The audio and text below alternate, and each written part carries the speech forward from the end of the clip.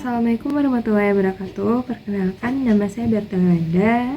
Di sini saya akan mempresentasikan hasil observasi saya yang berjudul Manajemen Konflik dan Peranan Pemimpin dalam Mengelola Manajemen Konflik yang ada di sekolah. Nah, di sini saya mengambil SD 11 Lolong yang berlokasi di Jalan Beringin Raya nomor 13 Belanti, Kecamatan Padang Utara. Sebelum saya mempresentasikan hasil observasi saya akan bahas dulu apa itu pengertian manajemen. Manajemen adalah sesuatu yang etimologis atau yang artinya seni mengatur dan melaksanakan. Ya, menurut pakar ahli yaitu menurut Parker Follett, dia mengatakan manajemen adalah suatu seni atau sesuatu seni dalam mengatur seperti mengatur waktu, mengatur jadwal, dan mengatur atau mengelola sesuatu gitu. Contohnya seorang manajer yang mampu mengatur bawahannya untuk melakukan sesuatu sesuai dengan schedule atau ditetapkan. Yang kedua, menurut pakar ahli selanjutnya adalah menurut George Terry. Menurut George ini atau yang bisa dikenal dengan Terry ini, pengertian manajemen adalah proses yang terdiri dari tindakan-tindakan seperti kita mengelola sesuatu, itu kan berarti tindakan gitu ya, proses yang terdiri dari tindakan-tindakan, berarti dalam proses tersebut kita melakukan sesuatu itu seperti memanajemen waktu kita, mengatur waktu kita, karena kalau tanpa mengatur waktu maka tidak akan ada tindakan di dalamnya gitu. Nah, manajemen ini dia banyak sekali jenisnya. Yang pertama, manajemen personalia, manajemen kurikulum, manajemen peserta didik, dan manajemen, masih banyak manajemen yang lainnya jenisnya gitu. Nah, manfaat dari manajemen ini sendiri yaitu memberikan arahan pencapaian gitu ya. Nah, ketika kita mampu memanajemen waktu kita, di saat itu pula kita akan meniti kesuksesan kita sendiri, karena yang paling susah adalah mengelola itu ya, memanajemen mengelola waktu, mengelola jadwal, mengelola waktu luangnya, contohnya seperti itulah itu. Nah, jadi ketika kita mengetahui ini pengertian manajemen ini apa, maka kita akan lebih mudah juga gitu. Kita akan belajar ini, saya bikin jadwal tanggal sekian, pukul sekian saya harus bangun gitu. Saya akan pergi belanja ke pasar, atau saya akan melakukan suatu kegiatan yang sangat besar gitu ya. Nah, yang selanjutnya ketika kita mempelajari manajemen, kita akan mengetahui nih, kita akan pandai dalam berangan-angan gitu ya. Misalnya ketika kita ingin melakukan pekerjaan yang lain, sementara pekerjaan kita ini belum selesai, maka kita akan bertekad untuk menyelesaikannya gitu. Kita akan punya seperti rasa semangat dan yang semacam itu. Nah, selanjutnya kita bahas dulu nih pengertian. Tadi kan udah dibahas pengertian manajemen. Sekarang kita akan membahas lagi pengertian konflik ya. Karena dia saling berkaitan nih, manajemen, konflik, dan peran kepemimpinan gitu ya. Tadi manajemen udah dibahas, sekarang kita akan bahas konflik. Apa itu konflik? Konflik itu berasal dari kata configure, bahasa Inggris ya, yang artinya saling memukul. Nah, sedangkan secara sosiologi diartikan sebagai proses sosial yang terjadi antara satu orang dan yang lainnya gitu, antara satu pribadi dengan pribadi yang lainnya gitu ya. Nah, maksudnya configure ini memukul berarti terjadi perdebatan gitu ya, perdebatan ketidaksesuaian pribadi mungkin atau tidak nyambung lah dengan orang tersebut gitu ya. Konflik ini sendiri dia memiliki makna yang sangat dalam gitu ya. Tadi kan udah dijelaskan configure ya, berasal dari bahasa Inggris yang berarti memukul. Nah, memukul berarti terjadi konflik atau terjadi ketidakseimbangan gitu antara satu pribadi dengan pribadi yang lainnya. Nah, manajemen ini sendiri dia mempunyai penyebabnya sendiri nih, kenapa sih konflik itu bisa terjadi gitu ya. Ini tentu ada penyebabnya gitu ya. Yang nama permasalahan pasti ada penyebabnya. Nah, di sini konflik ini disebabkan oleh perbedaan antara individu-individu. Nah, berarti kita memang gak bisa memaksakan seseorang untuk sama pemikirannya dengan kita. Nah, ketika kita terjadi perselisih pahaman antara satu pribadi dengan pribadi yang lainnya, kita nggak bisa itu memaksakan kamu harus kata saya yang benar nih gitu, kamu tuh yang salah gitu, nggak bisa, karena semua orang memiliki persepsinya atau pandangannya masing-masing terhadap satu masalah. Nah, inilah yang disebut dengan perbedaan antara individu-individu, karena pada dasarnya, pada hakikatnya semua individu itu berbeda-beda, tidak ada individu yang sama. Karena kepala saja yang sama bulatnya dan rambut saja yang sama hitamnya, tapi isinya berbeda.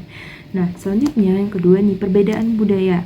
Nah, terkadang kepribadian seseorang itu berbeda-beda ya. Misalnya budaya mereka biasa untuk mengeras, misalnya ketika perkataan mereka tidak didengarkan dan kemudian mereka mengeraskan suaranya gitu ya.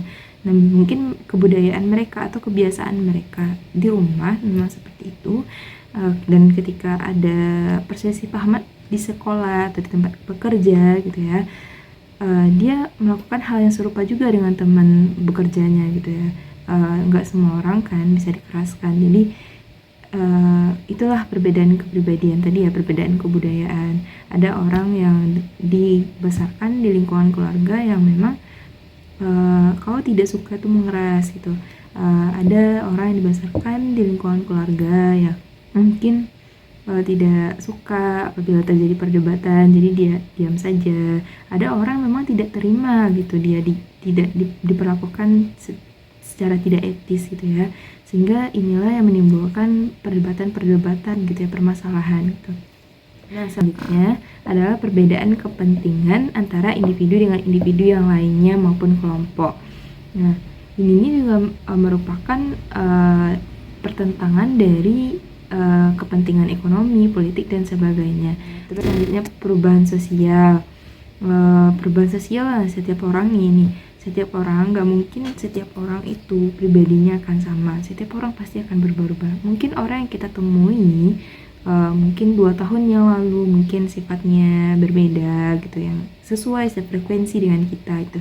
Terus pas ketemu lagi nih 2 tahun mendatang ya, dia berbeda gitu. Nah, itu kenapa? Itu karena dia sudah dia bergaul di lingkungan yang berbeda, dan kita juga bergaul di lingkungan yang berbeda, berpisah selama 2 tahun dan akhirnya bertemu, maka pasti akan terasa perubahan sosialnya, nggak satu frekuensi gitu, kayak nggak cocok aja lagi gitu, kayak kita ngerasa dia berbeda dan dia merasa kita juga berbeda gitu ya. Itu yang dinamakan dengan perubahan sosial, karena lingkungan itu mempengaruhi kita gitu ya. Itulah yang dikatakan oleh pepatah, bertemanlah dengan orang yang menjual parfum, maka kamu akan wangi semerbak seperti parfum. Kalau kamu berteman dengan orang yang menjual besi, membuat besi, maka kamu akan memiliki aroma seperti tukang besi juga. Begitu. Selanjutnya, pengertian kepemimpinan. Nah, tadi kita udah bahas tadi pengertian manajemen udah, pengertian konflik udah, pengertian kepemimpinan sekarang. Kepemimpinan secara umum adalah kemampuan seseorang dalam memengaruhi orang lain gitu ya. Contoh nih, dia hebat dalam berbicara. Dia mengikuti seperti pemilihan calon ketua hima jurusan gitu. Tapi ketika dia berbicara, dia mampu meyakinkan orang lain, itu dinamakan dia memiliki jiwa kepemimpinan. Kenapa? Karena dari kata-katanya, dari visi dan misinya mampu meyakinkan orang-orang untuk memilih dia. Seolah-olah dia mengatakan, saya mampu mewujudkan cita-cita Anda. Nah, itu nih ya, kayak pilkada, pasti banyak penyuluhan-penyuluhan kayak gitu kan. Itu gunanya untuk meyakinkan seseorang. Nah, itu yang harus dimiliki oleh seorang pemimpin.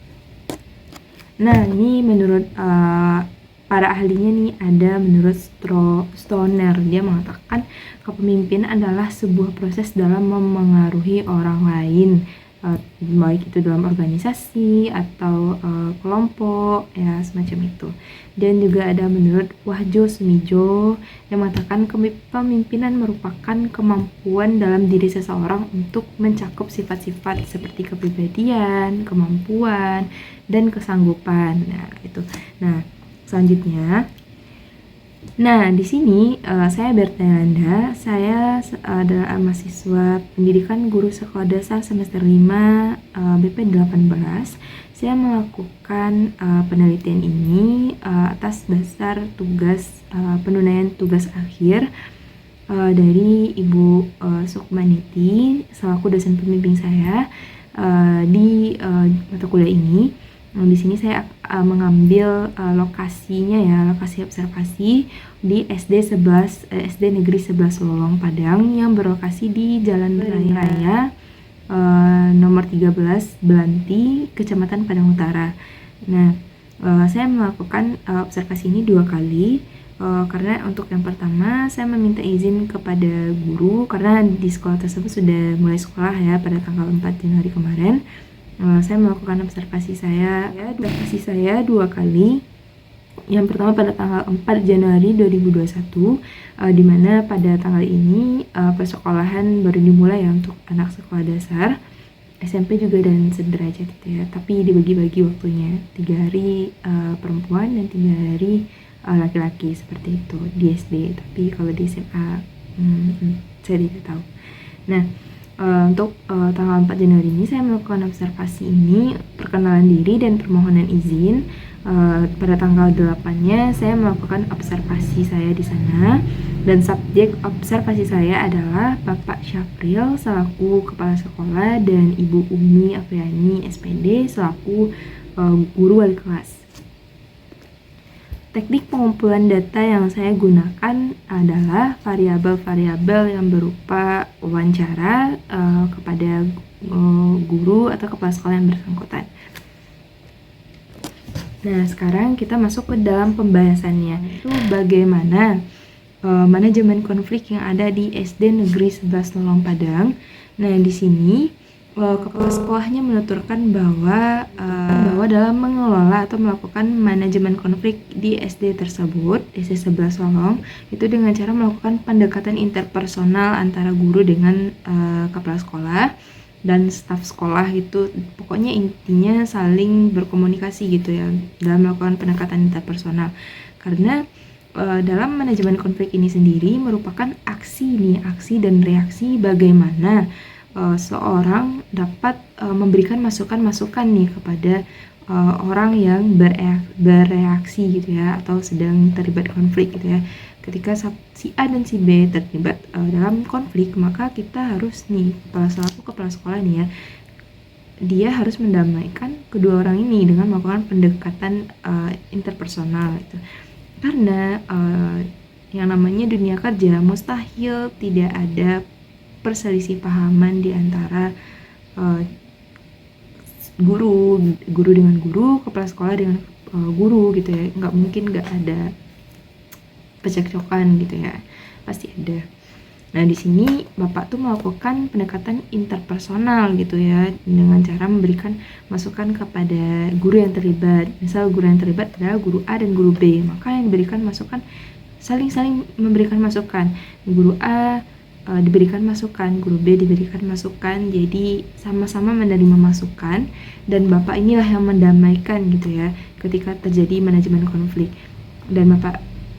Dan dengan menghadapinya dengan kepala dingin gitu ya, menerima masukan dari si A dan menerima juga masukan dari si B gitu ketika terjadi konflik di SD 11 Lolong Padang. Nah, masuk kita ke rumusan masalah yang kedua. Jadi ya, bagaimana sih peranan pemimpin dalam mengatasi manajemen konflik yang ada di SD 11 Lolong Padang?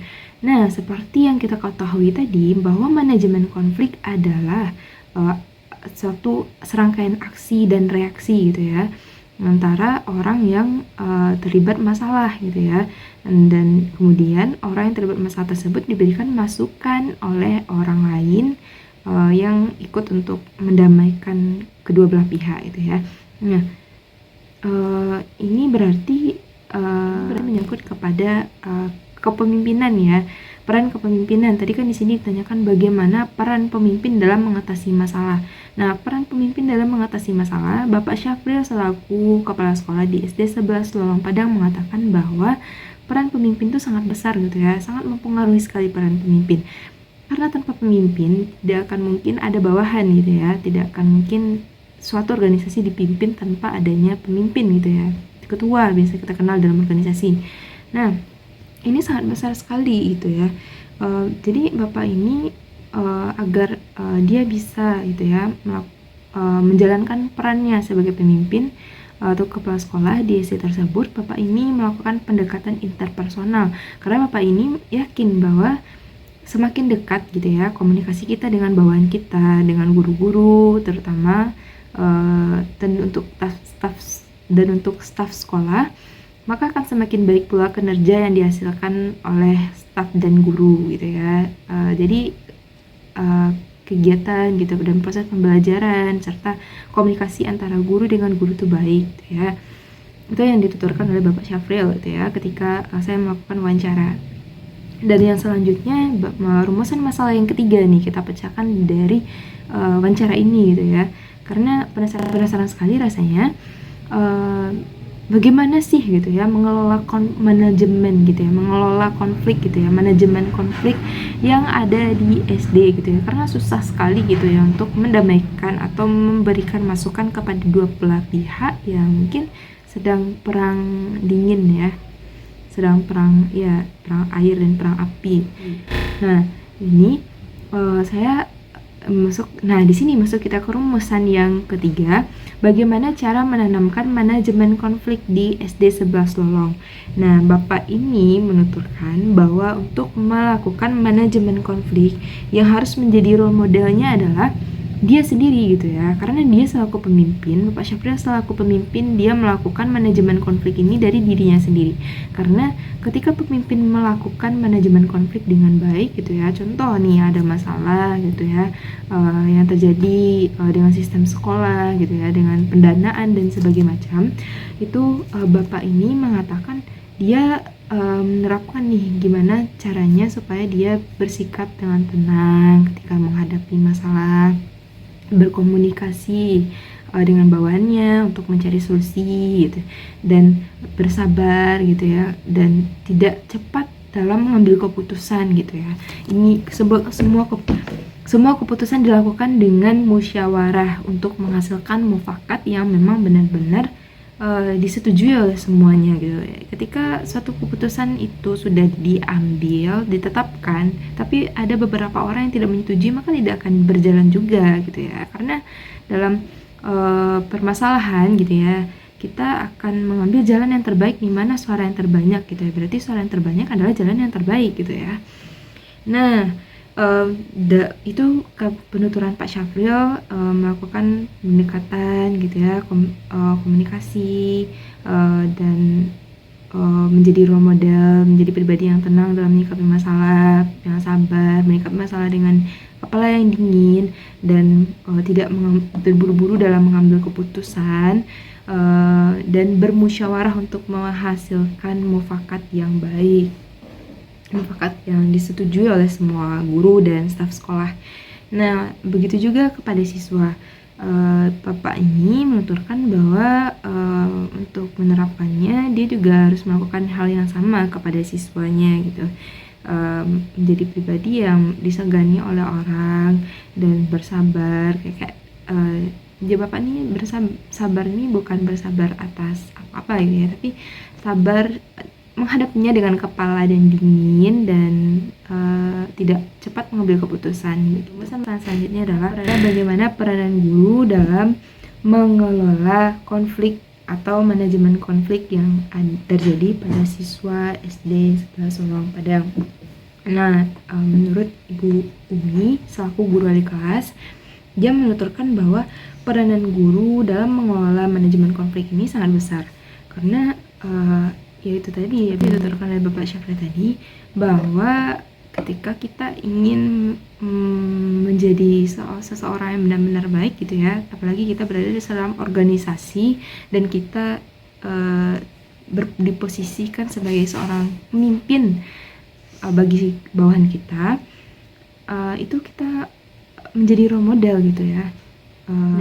Kalau versi Bu Umi ini mengatakan bahwa peran guru ini sangat besar gitu ya, dengan adanya interaksi komunikasi yang baik antara guru dan siswa, sehingga adanya suasana yang nyaman dan tentram, dan serta pembelajaran berjalan dengan baik gitu ya, dan ya pembelajaran berjalan gitu, transfer ilmu berhasil, siswa mengerti, dan guru pun lega gitu ya, karena transfer ilmu yang dilakukan berhasil. Nah, selanjutnya guru yang diharapkan oleh siswa adalah guru yang mampu mengembangkan potensi siswanya atau peserta didiknya gitu ya. Ketika komunikasi nih, intinya dalam suatu organisasi ya, baik itu antara baik itu dalam lingkungan sosial gitu ya, dalam organisasi, dalam mengajar gitu ya, itu yang diperlukan adalah komunikasi yang baik tadi gitu, karena ketika terjalinnya komunikasi yang baik maka akan tercipta pula gitu kinerja yang bagus pula gitu ya. Nah, balik lagi gitu ya, komunikasi baik, siswa nyaman, pembelajaran berhasil, transfer ilmu juga berhasil, guru pun senang gitu ya, karena ilmu yang disampaikan ditangkap oleh siswa. Nah, itu biasakan ya itu tadi. Nah, itu yang membuat siswa ini semakin dekat dengan guru, semakin dia terbuka dan semakin dia mampu gitu ya, dan semakin dia mampu, dan guru memberikan dukungan juga untuk siswanya gitu. Nah, kamu bisa nak gitu ya, contohnya kamu bisa, jangan menyerah gitu ya. Itu tuh yang diharapkan dari siswa, orang yang mensupportnya, apalagi guru selaku orang tua kedua di sekolah gitu ya. Nah, itu yang diharapkan oleh siswa, sehingga potensi yang dimiliki oleh siswa itu tersalurkan. Ada siswa yang memang aktif di dalam itu ya, psikomotornya bagus gitu. Nah, ada siswa yang benar-benar kognitifnya nih baik gitu ya, di bidang pengetahuan dia hebat sekali gitu. Nah, ada siswa yang memiliki kemampuan-kemampuan yang lain cuman tidak tersalurkan gitu ya. Nah, itulah yang harus didukung oleh guru agar potensi siswanya ini terkeluarkan gitu ya, sehingga dia mampu lagi mengembangkan dan menghasilkan itu ya, siswa yang tidak hanya memfokuskan diri pada pengetahuan, tapi dia juga memiliki perbekalan, tetapi dia juga memiliki perbekalan keterampilan yang bagus gitu. Karena dalam dunia kerja yang diharapkan nih nggak hanya soft skill gitu, tapi hard skill nih. Dua ini memang yang dibutuhkan oleh hal yang nggak bisa dipisahkan, dibutuhkan ketika kita masuk ke dunia kerja. Karena semakin berkembangnya zaman, kita udah masuk ke 4.0. Nah, sekarang ini mau menuju lagi nih 5.0 gitu. Berarti kemampuan kita ini kalau tidak kita kembangkan akan tergantikan lagi oleh teknologi canggih gitu, seperti kasir sekarang di Jepang udah ada dari robot gitu. Nah, begitu. Nah, terus yang selanjutnya, guru yang diharapkan dari pembelajar. Dan guru yang diharapkan oleh siswa itu selanjutnya guru yang diharapkan oleh siswa, Ibu Umi menuturkan bahwa guru yang diharapkan oleh siswa adalah guru yang mampu menginspirasi siswa. Karena ketika kita menjadi seorang pendidik, kita tidak hanya menjadi seseorang yang melakukan mengajar gitu, tapi kita memang diharuskan untuk mendidik anak didik ini agar mereka menjadi tunas bangsa atau generasi emas ya, gold generations in the future gitu ya. Jadi peran guru ini sangat penting gitu ya. Percuma mengajar tapi tidak mendidik, yang nggak ada gunanya, karena yang diperlukan selain otak dan kemampuan kita adalah perilaku kita, karena perilaku adalah segalanya, atau akhlak ya kalau dalam Islam. Nah, begitu yang saya tangkap dari wawancara yang saya lakukan pada tanggal 8 Januari, yaitu tentang manajemen konflik dan peran kepemimpinan dalam mengelola manajemen konflik. Nah, baik Bu, terima kasih. Hanya itu yang bisa saya jelaskan atau saya presentasikan, Bu. Mohon maaf apabila masih banyak terdapat kesalahan kata, karena kesempurnaan hanyalah milik Allah dan kekurangan adalah datangnya dari saya pribadi. Terima kasih. Assalamualaikum warahmatullahi wabarakatuh.